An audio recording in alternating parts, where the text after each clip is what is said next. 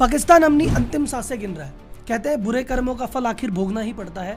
वही वक्त पाकिस्तान का अब आ गया है। इस समय पाकिस्तान की हालत है, खाने की कमी है, बिजली की कमी है, पैसे की कमी है, कर्जे की कमी नहीं है, कर्जा बहुत सारा है, इतना सारा है कि चुक नहीं रहा, चुकाने को पैसे नहीं है, कोई नया लोन दे नहीं रहा। पुराने पापा अमेरिका थे, वो मुंह मोड़ के बैठे हैं, और जो नए पापा चाइना है वो तो दे नहीं रहे, बल्कि उनकी वजह से तो प्रॉब्लम कई गुना बढ़ गई है। IMF थोड़े से पैसे देने के लिए बहुत सारे नाच नचा रहा है, पहले नाच के दिखाओ फिर पैसे मिलेंगे। खोटे काम तो सरकार और आर्मी ने किए, पर उसका खामियाजा कौन भुगत रहा है? आम पाकिस्तानी जनता। दूध 210 रुपए लीटर, पेट्रोल 272, डीजल 280, आटा 150 रुपए किलो, प्याज 180 रुपए किलो, बोनलेस चिकन 1100 रुपए किलो। 8:30 बजे बाजार बंद हो जाते हैं, मॉल बंद हो जाते हैं, ताकि बिजली की थोड़ी सी बचत हो जाए। और इन सब के बावजूद भी बचत नहीं हो रही है, बड़े बड़े लंबे लंबे पावर कट लग रहे हैं और अंधेरे में जिंदगी बितानी पड़ रही है आम पाकिस्तानी को। फॉरेक्स रिजर्व 3 बिलियन से नीचे चला गया है। टोटल 16 दिन के इंपोर्ट के पैसे बचे हैं। कर्जा चुकाने के लिए नया कर्जा लेना पड़ेगा और वो कोई दे नहीं रहा है। पाकिस्तान के पूर्व प्रधानमंत्री इमरान खान खुद कह रहे हैं कि पाकिस्तान कटोरा, भीख का कटोरा हाथ में लिए जगह जगह घूम रहा है, पर कोई उसे भीख दे नहीं रहा है। हम आज भिखारियों की तरह दुनिया में फिर रहे हैं। लेकिन आखिर ऐसा क्या हुआ कि पाकिस्तान की हालत इतनी ज्यादा खराब हो गई है? पाकिस्तान के साथ जो हुआ है वो क्लासिक एग्जाम्पल है एक इकोनॉमिक और एक फाइनेंशियल फेलियर का। और ये वाली वीडियो आपको हर व्यक्ति को देखनी है, चाहे व्यापारी हो, चाहे जॉब करते हो, चाहे आप गृहिणी हो, क्योंकि जिस प्रकार से पाकिस्तान बर्बाद हुआ है ये एक पैटर्न ही, एक ट्रेंड है। इसी तरह से बिजनेस बर्बाद होता है, इसी तरह से आदमी बर्बाद होता है और कर्जे में आता है। तो पाकिस्तान की केस स्टडी के माध्यम से समझो कि कैसे पैसे डूबते हैं, कैसे आदमी कर्जे में आता है और क्या करके इससे निकला जा सकता है। तो मैं हूं Rahul Malodiya, chartered accountant and management consultant, और मेरा काम है बिजनेस, फाइनेंस और इकोनॉमी से जुड़े टॉपिक्स की केस स्टडी करना और आपको आसान भाषा में समझाना, ताकि जो गलतियां सब लोग करते हैं आप उन गलतियों से बचें, एक समृद्ध परिवार, एक समृद्ध समाज, एक समृद्ध देश बनाए। तो भारत माता की जय बोल के करते हैं वीडियो की शुरुआत। अब ये बात आपने सब जगह देख ली, बार बार एक ही बात है कि पाकिस्तान में पैसे की कमी है, कर्जा बहुत ज्यादा है, महंगाई हो गई है, जनता परेशान है। देखो, ऐसा इससे पहले श्रीलंका में हो गया, जिम्बाब्वे में हो गया, वेनेजुला में हो गया, और आगे भी कई ऐसे देश है जिनके साथ ऐसा होने वाला है। हमको आज ये समझना है कि ऐसा आखिर होता क्यों है और कैसे हमारा देश या हम इससे बच सकते हैं। तो बहुत बेसिक से, बहुत जीरो से चालू करते हैं अपन। चाहे कोई देश हो, चाहे कोई बिजनेस हो, चाहे कोई भी व्यक्ति हो, उसको अपना सर्वाइवल करना है तो उसके लिए भैया कैसे न कैसे करके पैसे कमाने पड़ेंगे, फिर उस पैसे में से खर्चा करना पड़ेगा, खर्चे को कंट्रोल करना पड़ेगा। अगर थोड़े से पैसे बचेंगे तो उस पैसे को आगे लगाएगा, इन्वेस्ट करेगा, अमीर बनेगा। या फिर अगर उसने खर्चे ज़्यादा कर दिए और पैसे कम पड़ गए तो उसको कर्जा लेना पड़ेगा। ज़्यादा कमाओ कम खर्चो मजे करो, या कम कमाओ ज्यादा खर्चो तो निमट जाओगे। तो पाकिस्तान के साथ क्या हुआ कि भैया जब पार्टीशन हुआ था 1947 में, उसके बाद से लेके आज तक भी देखा जाए तो पाकिस्तान ने अपने इकोनॉमिक डेवलपमेंट या फाइनेंशियल डेवलपमेंट के लिए कोई खास काम नहीं किया। उसने ऐसा नहीं था कि भाई मैन्युफैक्चरिंग पे बहुत ज्यादा ध्यान दिया हो, एक्सपोर्ट पे बहुत ज्यादा ध्यान दिया हो, उद्योग धंधे बढ़ाने पे ध्यान दिया हो, ऐसा कुछ काम उन्होंने नहीं किया। पहले थोड़ा बहुत टूरिज्म भी होता था, तो वो तो अभी जब से धमाके होने लगे लोग बागों ने वहां जाना और बंद कर दिया। बल्कि क्रिकेट खेलने के लिए कोई टीम जाती है तो घबराई जाती है कि जाएंगे जने जाए। तो अब आपका सवाल कि राहुल जी कोई इकोनॉमिक डेवलपमेंट नहीं? हाँ, तो बेसिक छोटा मोटा दाल रोटी तो सब करते ही है, तो GDP थोड़ी बहुत बनी जाती है, लेकिन मेजर कोई काम सरकार की तरफ से इनिशिएटिव नहीं था। तो बोले फिर सर जी क्या करते थे, पैसे कैसे आते थे? इनके पास पैसे आने के हमेशा दो सोर्स रहे, या तो इनको बाहर से सहायता मिली है, फॉरेन एड, या इनको बाहर से कर्जे मिले हैं, लोन। बस कर्जे और सहायता, ये दोनों ही इनकी इकोनॉमी का मुख्य हिस्सा है और इसी के लिए इनकी गवर्नमेंट हमेशा प्रयासरत रहती है। तो लेसन नंबर 1, किसी भी व्यापार के लिए और किसी भी व्यक्ति के लिए अपने स्किल पे भरोसा रखो। किसी की देनदारी पे डिपेंड रहोगे, निमट जाओगे। कैसे निमटा पाकिस्तान देखते हैं। तो सबसे ज्यादा इसको आर्थिक सहायता देने वाले और सबसे ज्यादा कर्जा देने वाला पहले व्यक्ति इनके पुराने पापा, US, अमेरिका ने सहायता दी है। तो मान के चलो अमेरिका ऐसा व्यक्ति है बिना मतलब के कभी कुछ नहीं करता, तो अगर उसने सहायता दी है तो उसका मतलब है। तो मतलब क्या था भाई साहब? आपको ये पता है सबको कि भाई रशिया और अमेरिका के बीच में हमेशा लड़ाई रही है, तलवारें खींची रहती है, एक दूसरे के अगेंस्ट कुछ ना कुछ करते रहते हैं। एशिया की तरफ अगर देखेंगे तो भैया जो भारत था, भारत का झुकाव रशिया की तरफ था। तो अमेरिका ने कहा अपना कोई आदमी नहीं है इधर, तो कौन होगा? तो पाकिस्तान ने कहा भाई हम है तुम्हारे आदमी, हमें तो सहायता दे दो, हम कर लेंगे।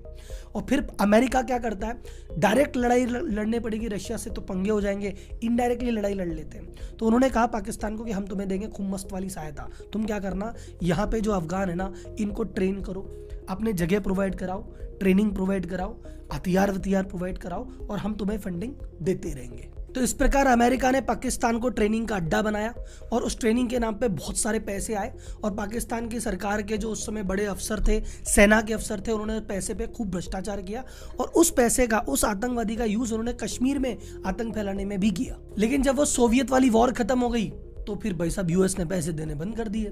तो भाई साहब इन्होंने कहा आर्थिक सहायता गई फिर गई।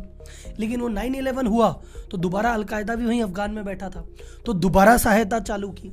बाकायदा लैरी कुगर बिल पास किया जिसमें हर साल पाकिस्तान को 1.5 बिलियन यानी आज की रेट में 12,000 करोड़ रुपए सालाना की सहायता प्रोवाइड कराई गई अमेरिका की तरफ से। तो अब काफी हद तक अलकायदा वाला मैटर भी निमट गया, इधर अफगान से सेना भी वापस चली गई। अब अमेरिका को कोई लेना देना नहीं है। तो ये जो पैसा था अभी हमारे भाई साहब जो थे ट्रंप, उन्होंने जाते जाते ये वाली फंडिंग भी बंद कर दी।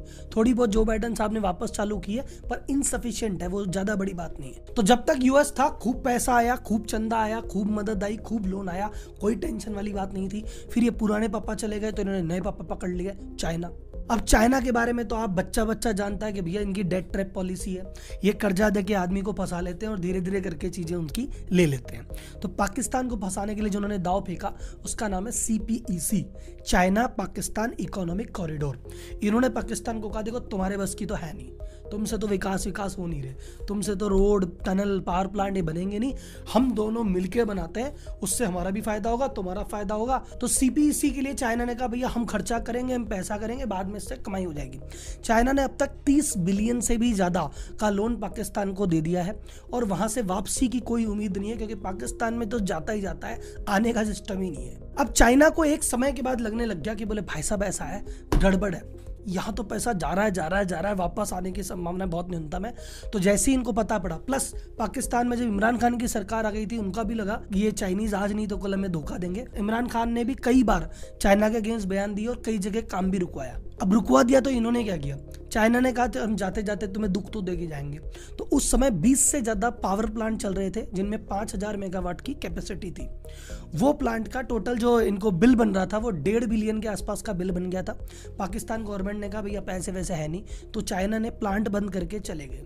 तो जो पहले पाकिस्तान में कभी कभी आउटेज होते थे, बिजली जाती थी, वो अब रेगुलर फंक्शन हो गया है। स्थापित कैपेसिटी थी पाकिस्तान की, वो कम थी, अब चाइना ने एकदम से कैपेसिटी बढ़ा दी है, निश्चिंत हो गई कि है पावर प्लांट को टेंशन नहीं है।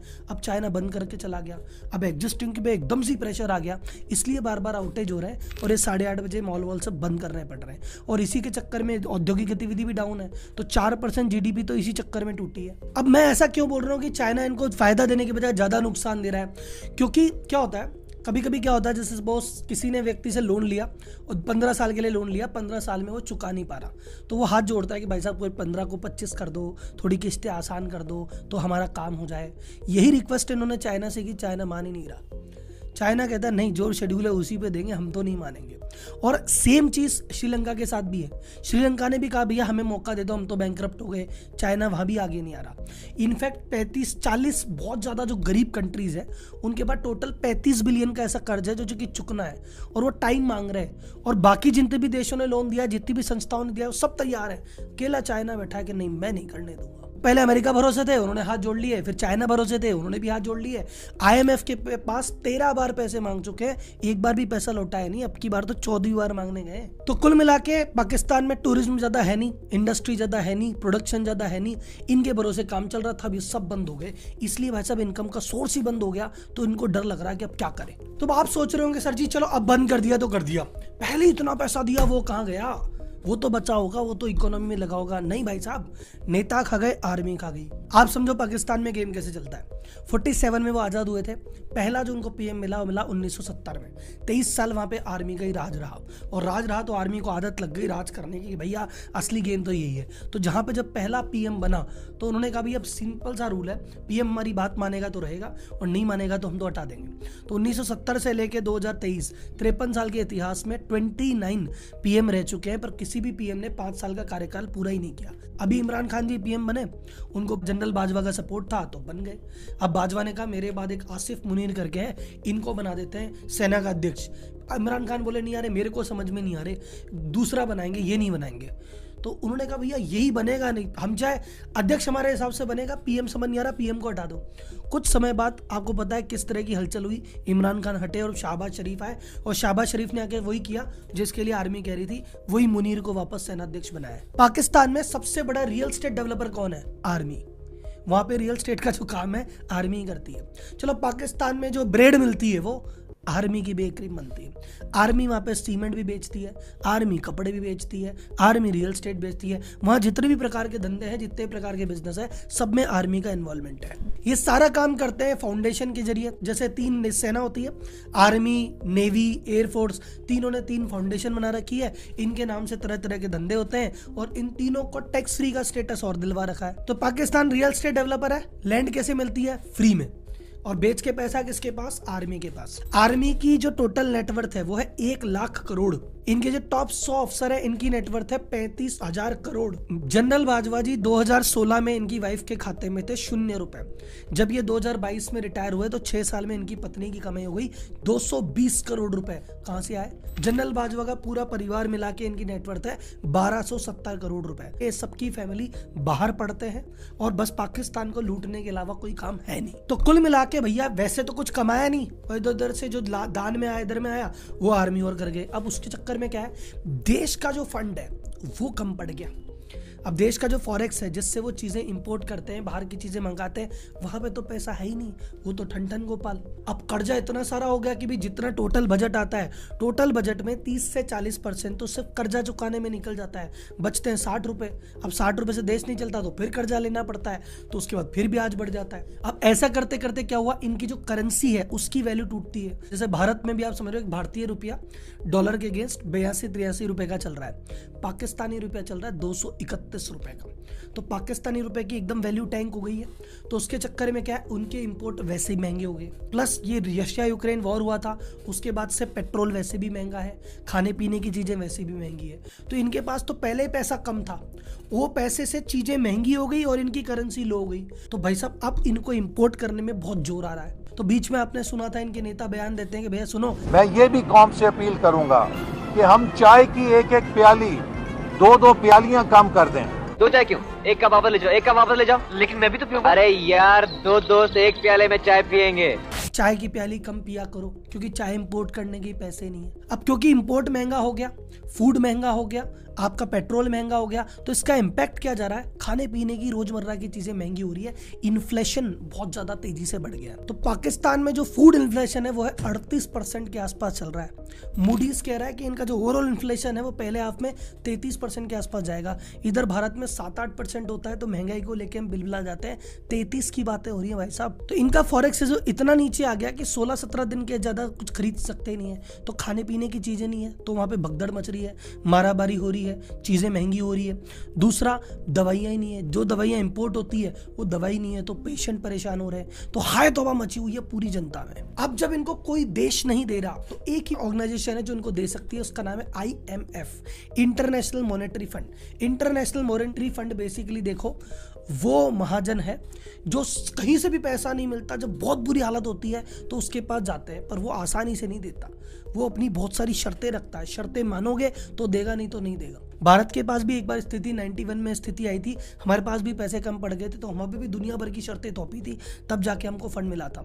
तो अब की बार पाकिस्तान पे नई शर्तें क्या कह रहे हैं, पाकिस्तान को पहली शर्त दे रहे हैं कि तुमने आर्मी को बहुत ज्यादा छूट दे रखी है, तुम्हारे बजट का 15% अकेले आर्मी ले जाती है, तुम्हें इतनी जरूरत नहीं है, आर्मी का फंड काटो तब देंगे पैसा। दूसरा कह रहे हैं कि यार तुम तुम्हारी जनता से टैक्स ही नहीं लेते, तुम्हारे पास इनकम का कोई सोर्स तो है नहीं, तुम्हारे पास अब तो एक इनकम के सोर्स बढ़ाओ, जनता पे टैक्स लगाओ तब देंगे। तीसरा कह रहे हैं तुमने बिना बात की सब्सिडियां क्यों बांट रखी है, सब्सिडियां कम करो। जनता की हालत पहले ही खराब है, चीजें तो मिल ही नहीं रही है, जो मिल रही है भयंकर महंगी मिल रही है।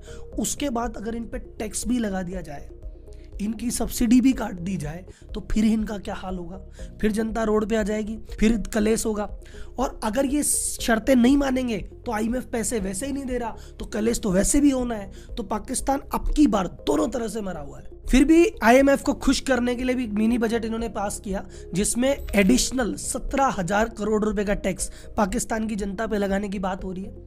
ऊपर से जो इनकी शुगरी ड्रिंक है, सीमेंट है, 2-4 चीजों पे जीएसटी इन्होंने बढ़ा दिया है। लेकिन इन चीजों से भी आईएमएफ खुश नहीं है। आईएमएफ कह रहा है थोड़ा और बढ़ाओ, थोड़ा और बढ़ाओ। तो कंडीशन मानी तो गए, नहीं मानी तो गए। अब तो मैं एक बात मानता हूँ कि मान लो सर कंडीशन नहीं मानना है और आईएमएफ को दया आ गई कि यार चल यार अभी कैसे मानेंगे, कंडीशन दे ही डालो, तो भी फर्क नहीं पड़ेगा, क्योंकि दो भी दोगे तो भी आर्मी खा जाएगी, फिर नेता खा जाएंगे, जनता के पास तो पहुंचेगा ही नहीं भाई साहब। तो अभी पाकिस्तान पे खतरा मंडरा रहा है कि भैया ये जो इसके लोन है कर्जे चुकाने पे डिफॉल्ट कर देगा। तो अब ये सवाल है कि अगर डिफॉल्ट कर दिया तो क्या होगा। नंबर 1, सबसे पहली बात भैया रेपुटेशन चली जाएगी। खैर उसकी पाकिस्तान को टेंशन नहीं है, वो कितनी जाए, वो पहले की गई हुई है, कौन सी बची है। दूसरा है कि फ्यूचर लोन एक्सपेंसिव हो जाएंगे। देखो ऐसा तो है नहीं कि देश डिफॉल्ट हो गया तो भाई साहब सब कुछ ही खत्म हो जाएगा, संपत्तियां पूरी बिक जाएगी, कुछ ना कुछ तो होगा। लोन मिलेगा पर बहुत डबल रेट पे मिलेगा, ट्रिपल रेट पे मिलेगा, इनको अपनी संपत्तियां बेचनी पड़ेगी, कुछ ना कुछ तो करना पड़ेगा। लेकिन जो अब होगा वो बहुत महंगे महंगे लोन की रेट पे होगा। श्रीलंका बर्बाद हुआ लेकिन पीछे से उसको इतने देशों ने सपोर्ट किया, भारत ने सपोर्ट किया, एक बार संभाल लिया। ग्रीस बर्बाद हुआ था, उसको एक बार पूरे यूरोप ने मिलकर संभाल लिया।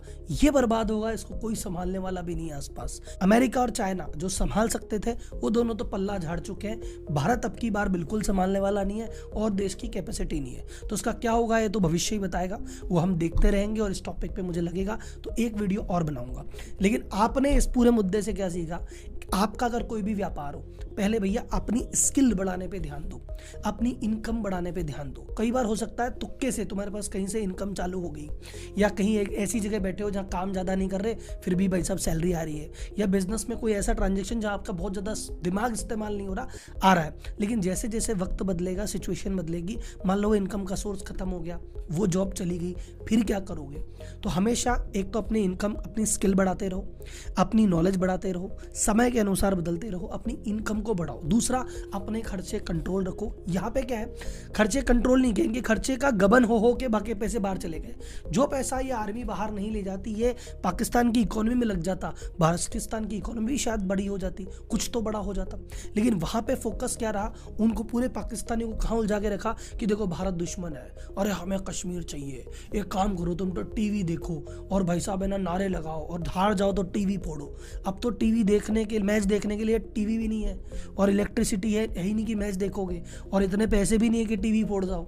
दिक्कत कर दी ना आपकी बार। तो जनता को क्या चाहिए कि जनता को हमेशा रिस्पॉन्सिबल होना चाहिए कि भैया हमारा देश चला कौन रहा है, हमारा पीएम कैसा है, सीएम कैसा है, क्या सही डिसीजन ले रहा है कि नहीं ले रहा, देश गर्त में जा रहा है कि नहीं जा रहा, इन सभी चीज़ों को ध्यान रखना चाहिए। अब जनता आंखें मूंदे बैठी थी तो भैया रिजल्ट आपके सामने, जनता समझ नहीं पा रही थी, रिजल्ट आपके सामने। तो आप ये नहीं कह सकते कि मुझे तो पता ही नहीं था, मुझे तो नॉलेज नहीं थी, मैं क्या करूँ। भैया आपको पता रखना चाहिए था, आपको नॉलेज रखनी चाहिए थी।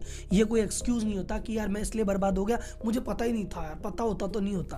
तो पता होता तो कोई नहीं होता, पता रखना आपकी जिम्मेदारी है, कोई बताने थोड़ी आएगा। श्रीलंका के केस में सेम था, इसके केस में सेम है, और आगे किसी भी देश के अगर आप बर्बाद होने का किस्सा सुनोगे यही होगा। इनकम उसकी कम होगी, खर्चे उसके ज्यादा होंगे, फॉरेक्स पे दबाव आ गया होगा, और मेन कारण क्या होगा, इनकम का सोर्स या तो नेताओं ने गड़बड़ कर दिया होगा। श्रीलंका में भी नेताओं का करप्शन था, यहाँ पे आर्मी का करप्शन है। जहाँ करप्शन होता है वहां देश बर्बाद होता है। तो चीज ध्यान में रखो, करप्शन वाली सरकार को ढूंढो, देखो, समझो, और भैया अपना देश सही आदमी के हाथ में सौंपो। तो यह मेरा मैसेज था और यही सीखने वाली बात थी। अब अगली वीडियो में फिर मिलते हैं। धन्यवाद, जय हिंद।